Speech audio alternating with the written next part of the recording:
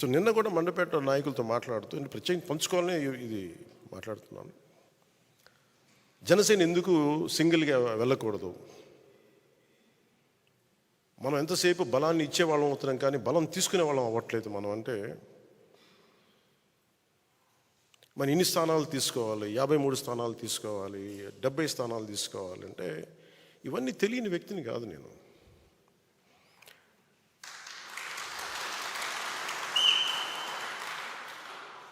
మనోడికి అసలు ప్రాక్టికాలిటీ తెలియదు, వీధుల్లో తిరగడు కాబట్టి, జనంతో తిరగడు కాబట్టి అసలు మనం ఏమనుకుంటామో తెలియదు. మీరు ఏమనుకోకపోతే తెలియకపోతే నేను రాజకీయాల్లోకి ఎందుకు వస్తాను?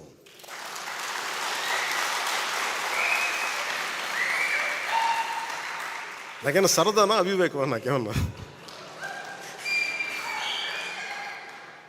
జనసేన వచ్చింది కూడా రాష్ట్ర విభజన ఒక్క నాయకుడు మాట్లాడట్లా. ఆంధ్రప్రదేశ్కి జరిగిన అన్యాయానికి, లేదంటే రాష్ట్ర విభజన ఇలా చేయకూడదు, ప్రజల మధ్య ఇలా చిచ్చు పెట్టకూడదు, విభజన జరగాలంటే చాలా సైంటిఫిక్గా జరగాలి అని ఒక పద్ధతి తీరు లేదు. ద్వేషంతో విడిపోవడం కష్టం, తేలిక.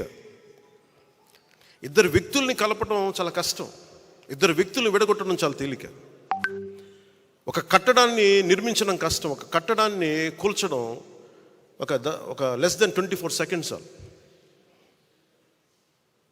అందుకే నేను ఎప్పుడు నిర్మాణాన్ని ఇష్టపడతాను, విధ్వంసాన్ని ఇష్టపడను. అందుకే నా పద్ధతులు ఒకసారి ఇబ్బందిగా ఉంటాయి. గొడవలు పెట్టి నేను అంత ఈజీగా గొడవలు పెట్టుకోను. కష్ట నష్టాలు తెలుసు. ఎందుకు ఒక్కడనే మనం వెళ్ళలేదని అనడానికి కారణం, అసలు ఎందుకు ఈ మాట చెప్పారు? వైసీపీ, నేను మాట్లాడుతున్నప్పుడు వైసీపీ వ్యతిరేక ఓటు చేయకూడదు అనటం వల్ల మీకు టీడీపీ పార్టీ బతికేసింది, మీరు జైలుకి వెళ్ళి చెప్తే వాళ్ళు బతికేశారు, మేము నలిగిపోతున్నాం. అంటే నాకు గనక 2019లో నాకు సలహాలు ఇచ్చేవాళ్ళందరూ, నేను 153 స్థానాల్లో పోటీ చేయించాం. 30-40 మంది కనుక నన్ను ఎమ్మెల్యేలుగా గెలిపించుంటే ఈరోజు సంపూర్ణ హక్కు ఉండేది. 30-40 మంది పక్కన పెట్టండి, కనీసం నన్ను కూడా గెలిపించలేకపోయారు. కనీసం నన్ను గెలిపించున్నా కానీ బాగుండేది. 30-40 స్థానాల్లో పెట్టి కనీసం నన్ను గెలిపించిన ఒక్క సీటు నాకు గెలిచిగా నేను ఎల్లుండుంటే అప్పుడు నీ కోసం నిలబడ్డాం, అందుకని ఈసారి నువ్వు ముఖ్యమంత్రి స్థానం అడగండి, ముందుకు వెళ్ళకూడదు పొత్తునంటే అప్పుడు నేను వింటాను సంపూర్ణంగా. నువ్వు ఏమి మనకు రిజల్ట్స్ చూపించకుండా ఎట్లా అడుగుతావంట? రిజల్ట్స్ చూపించకుండా ఎలా అడుగుతాం?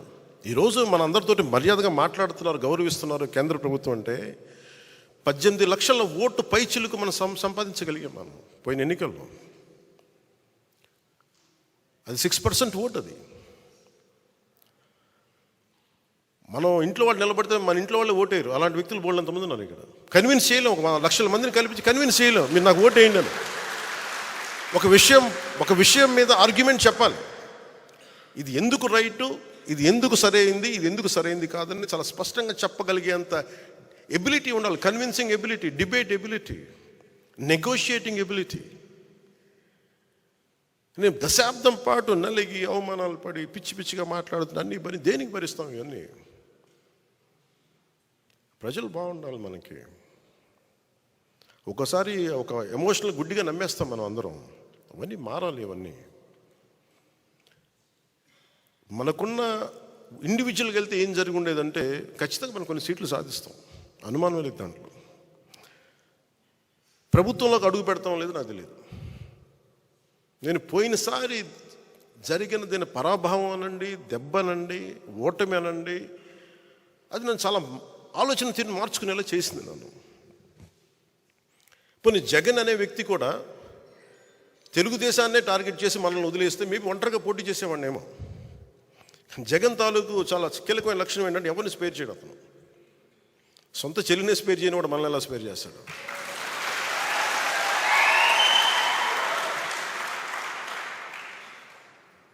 అతనికి ఈ రోజున వైసీపీ నాయకులు కూడా చెప్తున్నా, ఊరంతా శత్రువులు పెట్టుకున్న వ్యక్తి నాయకత్వంలో పనిచేస్తూ ఉన్నారు, జాగ్రత్త.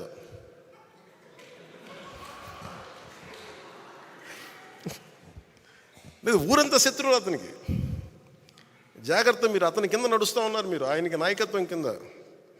రేపొద్దున మీ కష్టాలు వస్తే మళ్ళీ పవన్ కళ్యాణ్ దగ్గరికి రావాలి, గుర్తుపెట్టుకోండి.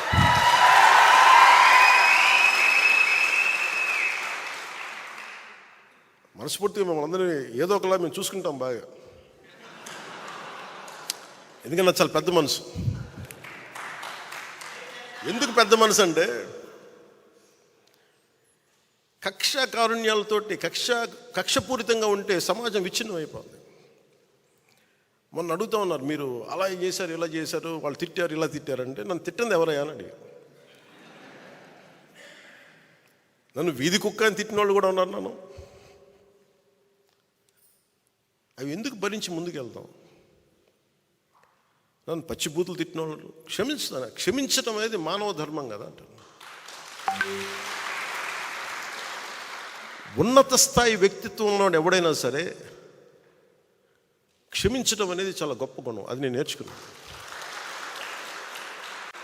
ఎవరి దగ్గర నుంచి నేర్చుకోవాలో? నెల్సన్ మండేలా దగ్గర నుంచి నేర్చుకున్నాను. చాలాసార్లు మీరు తిట్టిన వాళ్ళతో మాట్లాడతారు, గౌరవిస్తారు, నమస్కారాలు పెడతారంటే నేను ఒకటే చెప్పాను. నెల్సన్ మండేలాని శ్వేత జాతీయులు 2 దశాబ్దాల పాటు జైల్లో పెట్టి, రాబిన్ ఐలాండ్లో జైల్లో పెట్టి చిన్నపాటి సెల్లో పెడితే అతను విప్లవకారుడు. ఒకప్పుడు జైల్లోకి వెళ్ళిపోయి అతను ఇన్విక్టస్ అనే ఒక పద్యం అదే ఒక ప్రేరణ అయ్యి దాన్ని 5-6 వాక్యాలను చదువుకుంటూ 22 దశాబ్దాలు బతికేసి ప్రతిరోజు అతను అవమానపరిచే శ్వేత జాతీయులు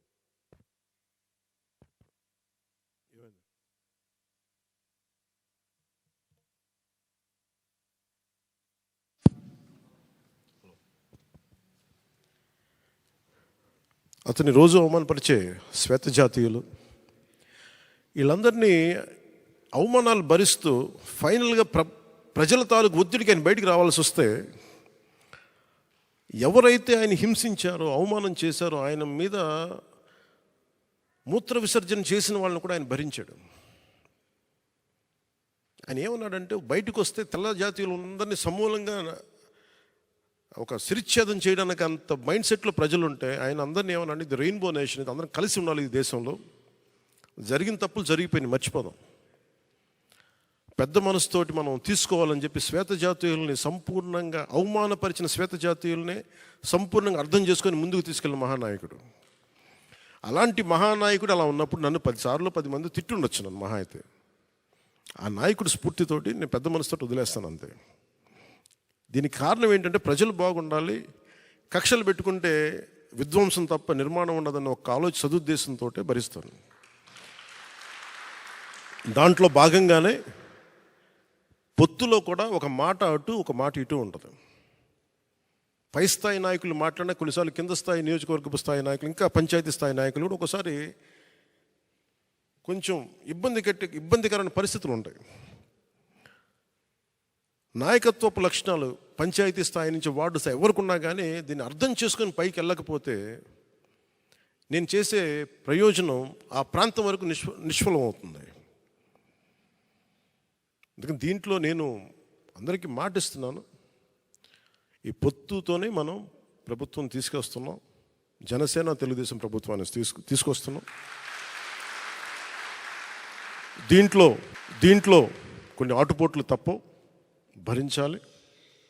ఒక మాట ఎక్కువ ఉంటుంది, ఒక మాట తక్కువ ఉంటుంది. అల్టిమేట్గా మన అందరికీ కావాల్సింది ప్రజా సంక్షేమం.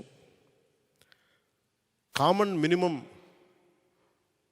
ప్రోగ్రాం కింద రాష్ట్ర ప్రయోజనాలకి ఏమేమి చేయాలి, రాష్ట్ర ప్రయోజనాలకి ఏమేమి ఉండాలి, మనకి ప్రజలకు ఎలాంటి కార్యక్రమాలు కావాలి, ఎలాంటి పాలసీలు ఉండాలి, ఎలాంటి భవిష్యత్తు చూపించాలి, కామన్ మినిమం ప్రోగ్రాం కింద వస్తుంది.